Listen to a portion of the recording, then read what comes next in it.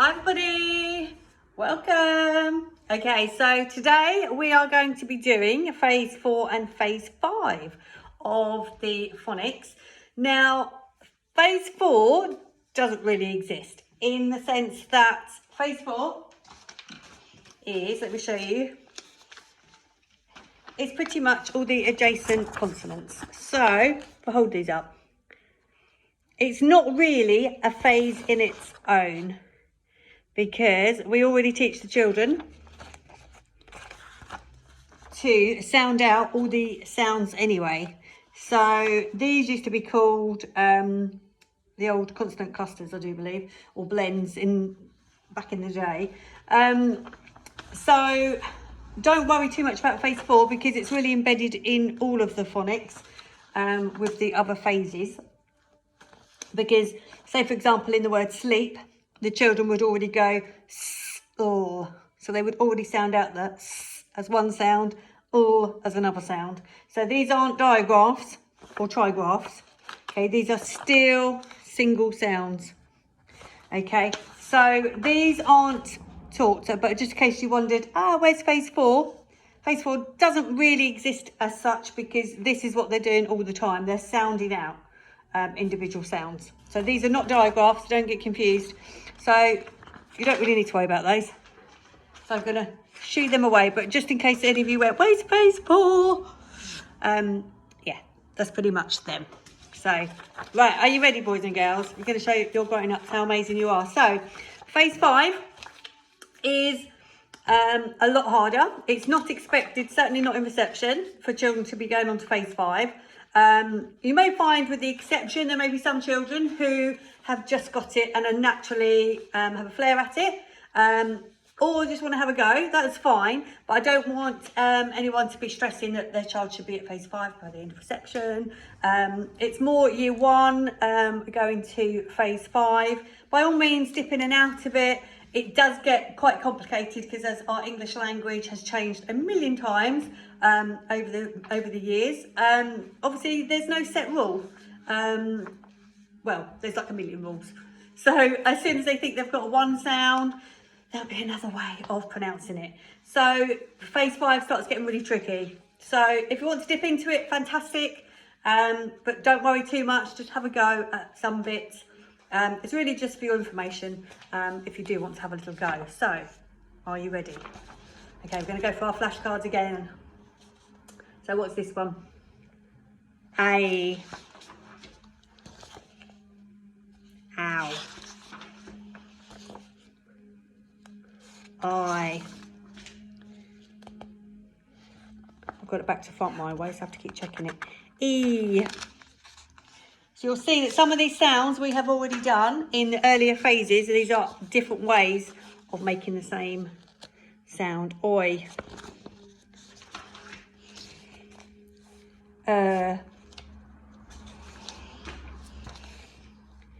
You. Or. Sorry, they're not laminated yet, so. Wah. So I have to keep past them. Like phonics.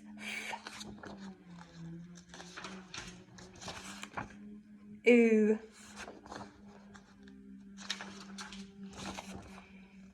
O. Or, like in autumn. E, like in monkey. Okay, split digraphs now. Do you know this one? A. Split digraph. E. Split digraph. I.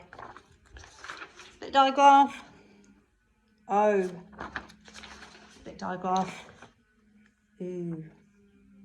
Okay, so really tricky. Whew, those ones, weren't they? So you may have noticed there was quite a few in there that in phase 3 that made the same sound but a different way of pronouncing them, different way of forming them with the different letter combinations. So over here Let me just bring my board a bit closer. Oh, I don't know if you can see it a little bit better there. Might have to zoom in if it's not clear. Hang on, let me see if I can get a tiny bit closer.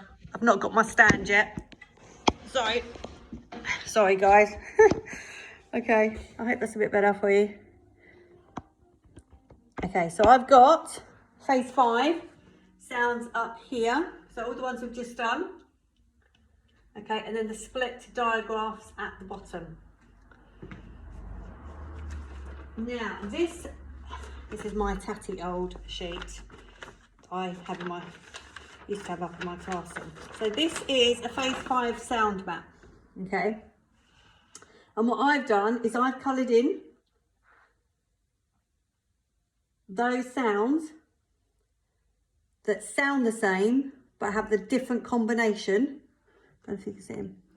It's very scruffy. It's well loved. Different combination.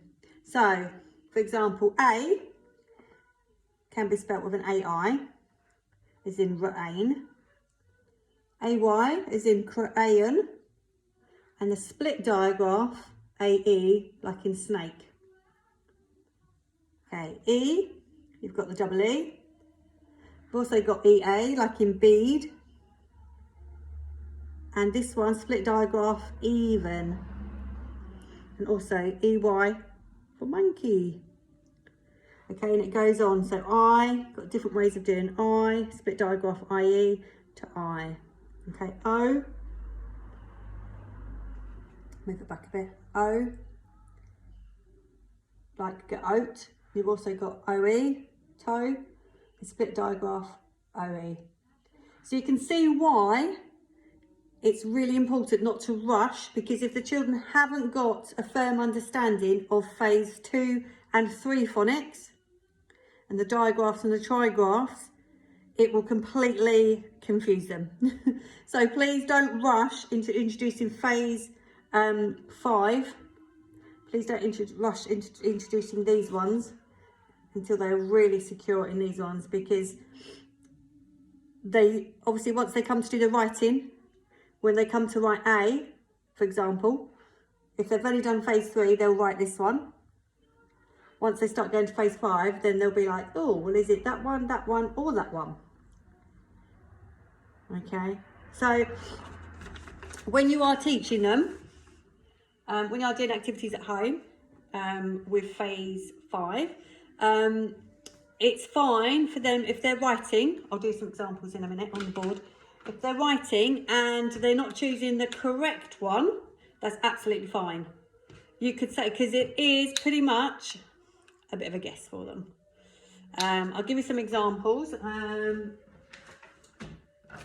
So often it's the split digraphs that are trickier. Let me move it over a little bit more. So for example, what did I put on here? So for example, split digraph A. Okay, this just means there is a letter, there is a sound missing. That's all that, like when it's split, it means that these two letters, if I do it like that, it'd be easier. Just means that these two letters are one sound still, but they're split. Okay, so the digraph is two letters that make one sound. They still make one sound, but they've been split. So for example, let me get my board's not very good because it's not really been used. Oof, I think it needs a little spray or something. So for example, let's do the word snake. So the children would go snake. So they would go a. Okay, that's how you would teach it to them. All right, so they would learn that still got the A and then put the K in after the K. I'll do another one. Oh dear. My board needs a good old clean, look at that. Sorry guys, it's not. Okay, so that was that one. Try not to lean too hard, otherwise the board will fall over.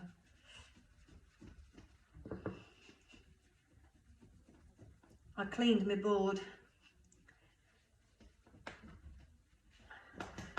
Only me could have a random whiteboard in my shed. I bought ages ago. Okay, yeah, I haven't tea leafed it from anywhere. It wasn't actually mine. So let's have a look. So okay, let's do this one, i.e. So can you think of any words that have the split digraph I in them? It's quite tricky. I've got some on my list ready. So okay, so for example, shine. I've got it down here. So sh is your first sound. Again, it's digraph. So together, one sound. Sh. I. There's your I split. N. Sh. I. N. So if you're doing your sound buttons, which they would do, I'll go into those later on. It would be sh.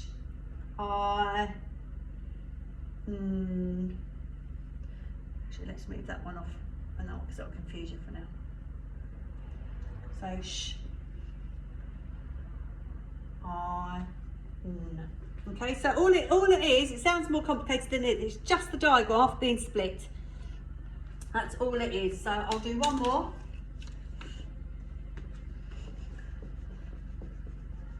On my lovely board. Have a rub for me. Rub, rub, rub. Okay, let's do. Okay, prune. Prune, prune, prune that you eat, prune. So, prune,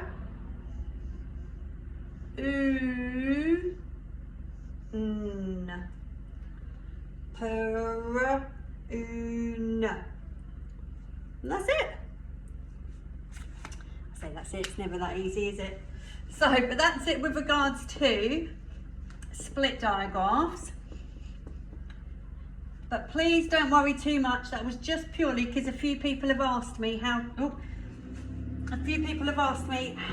teach the split digraphs. So that's really, let's take my board. Oh dear. That's purely just so that you've got an idea of how we teach them. What other things did I want to explain to you? So yeah, the other thing really was, don't worry, if they're doing if they are doing their own writing, this is probably going into more very late reception, early year one work really.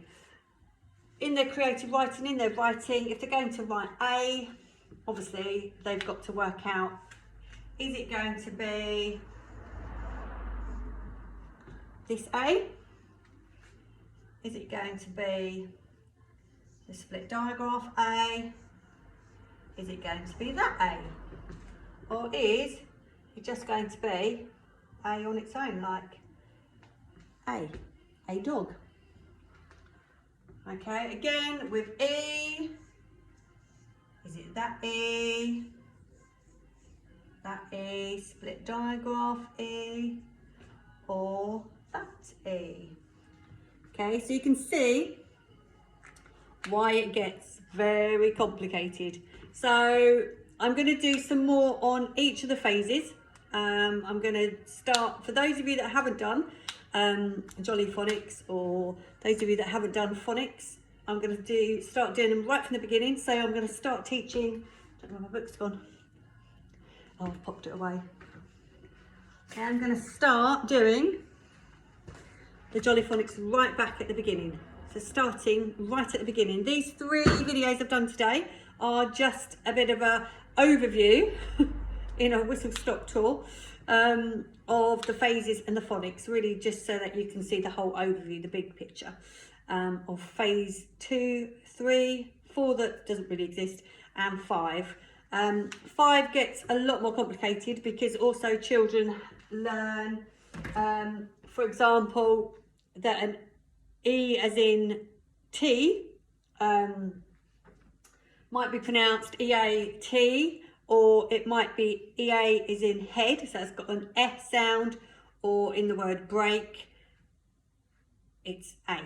So that gets very, very complicated, and that's much further on down the line. So you may find as well, when you're asking your child for sounds, you may say, oh, can you know, I spy, can you think of something beginning with, and you may say the sound A. They may come up with all different words with different versions of A, which is absolutely fine. When we do them in class, we just have, so say if I was doing, I don't know, say for example, I was doing the digraph A, this one. Oh, let me move over. If I was doing, say, this one in class, and we was doing words like ain, the dots are the sound buttons, that's what we do in school. We would go ain, underline digraph. They may come up with a word like, I'm going to think of one now, made. And obviously that is a split one. But if they haven't learned them yet, if they haven't gone into phase 5, obviously you would be doing this phase 3, and then we wouldn't have done the split digraph yet. That's fine. What I just do, and what all teachers will just do, will go, yes, that is an A sound, but that's one that we haven't learned yet. We'll just pop it over there in the other list. And that's absolutely fine, because kids, they are really, they just soak it all in, and they'll just be like, okay, and that's fine. And they will learn that there are lots and lots of different alternatives, and it's not a case of them not getting it right. Sorry, I keep clicking my pen.